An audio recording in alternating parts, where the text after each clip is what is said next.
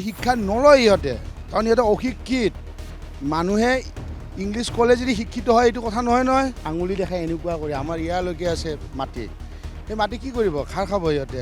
LPG আমাৰ পৰা গুৱাহাটী ৰিফাইনাৰীৰ পৰা বঙাইগাঁও ৰিফাইনাৰীৰ পৰা বা দুলীয়াজনৰ পৰা নগ'লে ইহঁতে খাব নাপায়।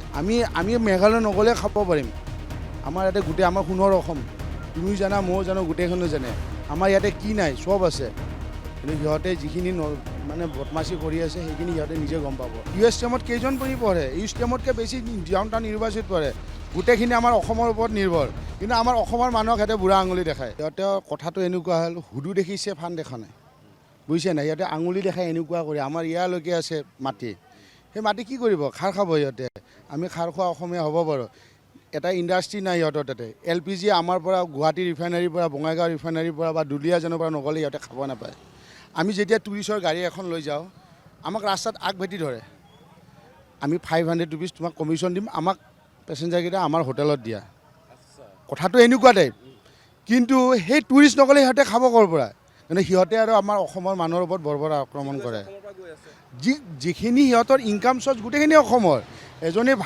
আজি গুৱাহাটীৰ যিমানখিনি আপুনি প্ৰাইভেট হস্পিটেলত যায় ইনকুৱাৰী আজি কৰক, মেঘালয়ৰ 50% নাৰ্ছ চব মেঘালয়। ডাউন টাউন ইউনিভাৰ্চিটিত যোৱা তুমি, ডাউন টাউন ইউনিভাৰ্চিটিত 50% নাৰ্ছ চব মেঘালয়। USTMত কেইজন পঢ়ে? USTMতকৈ বেছি ডাউন টাউন ইউনিভাৰ্চিটিত পঢ়ে। গোটেইখিনি আমাৰ অসমৰ ওপৰত নিৰ্ভৰ, কিন্তু আমাৰ অসমৰ মানুহক সিহঁতে বুঢ়া আঙুলি দেখায়। সিহঁতে হাতৰ কোঠাত ভৰিত মাৰি আছে, সিহঁতে গমেই পোৱা নাই। সিহঁতে অলগদ্ধকেইটা গমেই পোৱা নাই। আমি যদি ৰাস্তা বন্ধ কৰি দিওঁ নহয়, সিহঁতৰ কি হ'ব? ৰাস্তা বন্ধ কৰিব একো নালাগে। আমাৰ অসমীয়া ড্ৰাইভাৰ যিমান আছে, কোনোবা ভাইটিক মাৰিছে, কোনোবা ভণ্টিক মাৰিছে, সি যদি কয় LPG গাড়ীখন নচলাওক, আমি মেঘালয়ত একো নচলাওঁ, তেতিয়া কি কৰিব সিহঁতে? কথাটো এনেকুৱা, মেঘালয়ৰ মানুহে বুজি পোৱা নাই যে আমাৰ অসমৰ লগত সিহঁতে শত্ৰুতা কৰি সিহঁতৰ কি অসুবিধা হ'ব। আৰু অসুবিধাখিনি এতিয়া কালিৰ পৰা গম পাব। 150 টকীয়া যেতিয়া পিঁয়াজ কিনি খাব লাগিব, আলু আৰু দুটামান বেঙেনা হয় আৰু ফুলকবি বন্ধাকবি হয়, আৰু বেলেগ একো নহয় সিহঁতৰ। এইবাৰ মানে প্ৰত্যেকবাৰে হৈছে, আগৰবাৰো হৈছিল। জুবিন দাৰ মৃত্যুৰ কাৰণে আমি অকণমান স্থগিত হৈ গ'লোঁ, আগৰবাৰো হৈছিলে।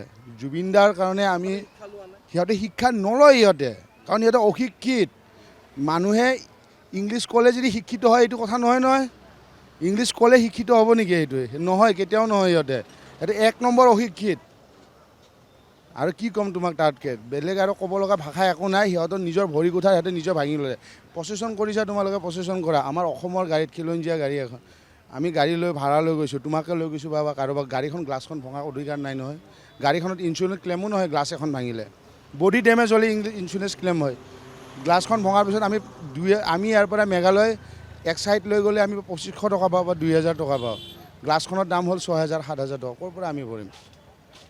এইবিলাক গোটেই ক্ষতিপূৰণ মেঘালয় চৰকাৰে দিব লাগিব।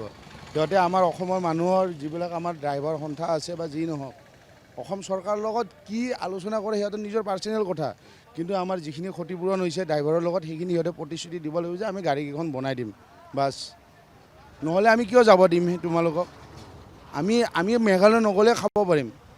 আমাৰ ইয়াতে গোটেই আমাৰ সোণৰ অসম, তুমিও জানা ময়ো জানো, গোটেইখনে জানে আমাৰ ইয়াতে কি নাই, চব আছে। কিন্তু সিহঁতে যিখিনি মানে বদমাচি কৰি আছে সেইখিনি সিহঁতে নিজে গম পাব। বহুত হৈছোঁ আমি বহুত হৈছোঁ। সিহঁতে এনেকুৱা কৰে, গাড়ীখন অকণমান ছাইড মাৰি অকণমান খুন্দিয়াই দি গোটেই আমাৰ অসমৰ ড্ৰাইভাৰ, এনেকুৱা নহয় 100জন ড্ৰাইভাৰ তোমাক উদাহৰণ দিব, গাড়ীখনৰ গোটেই ক্ষতিপূৰণ সিহঁতে লৈ লয়।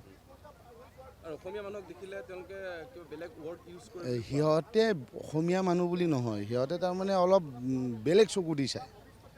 তাৰমানে সিহঁতে, আমি অসমৰ পৰা মানুহ লৈ গৈছোঁ, আমি মানে ভাড়াটো বেছি কমাই আছোঁ, সিহঁতে কমাব পৰা নাই, অলপ সেইটো থিংকিঙত লৈ লয় কথাবিলাক, বুজিছা?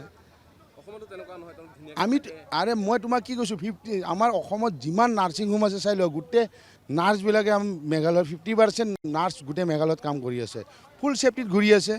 গুৱাহাটীত তুমি ৰাতি ঘূৰি ফুৰিবাচোন, অসমীয়া ছোৱালী কেইজনী মদ খাই ঘূৰি ফুৰে আৰু মেঘালয়ৰ আৰু কেইজন ছোৱালী মদ খাই ঘূৰি নটংকি কৰে গোটেইবিলাক সিহঁতে।